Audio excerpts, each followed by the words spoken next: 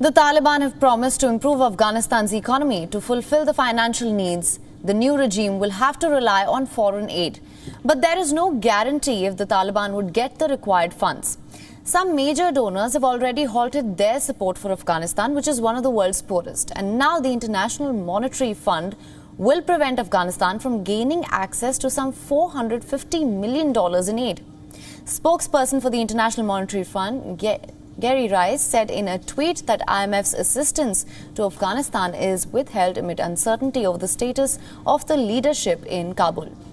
The IMF's aid would include an existing $370 million loan program as well as access to reserves in the form of special drawing rights, which are supplementary foreign exchange reserve assets defined and maintained by International Monetary Fund.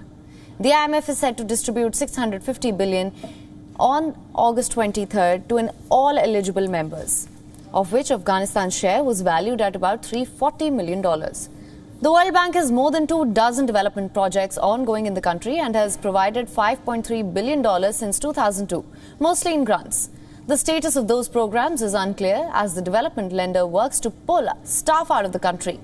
According to World Bank data, aid flows represented 42.9% of Afghanistan's $19.8 billion GDP in 2020. Now, America has frozen nearly $9.5 billion in assets belonging to Afghan Central Bank. The U.S. Federal Reserve holds $7 billion of the country's reserves, including $1.2 billion in gold. Shipments of cash has been stopped to keep Taliban from accessing the money. According to a U.S. administration official, Central Bank Governor Ajmal Hamadi said on Twitter that the Afghanistan Bank had around $9 billion in reserves, but since most of that is withheld overseas, it is out of reach of the Taliban as of now. The Taliban will also not have access to most of the nation's cash in gold stocks. Ahmadi had fled the country, fearing for his safety as the Taliban swept into the capital.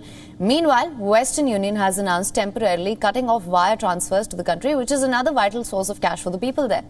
According to a 2020 report from a UN Security Council Sanctions Committee, the Taliban gets much of its revenue from criminal activities, such as the cultivation of poppies used in making heroin and opium, as well as drug trafficking.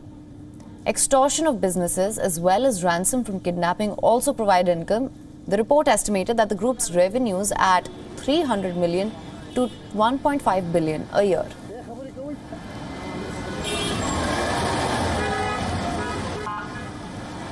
WION is now available in your country. Download the app now. Get all the news on the move.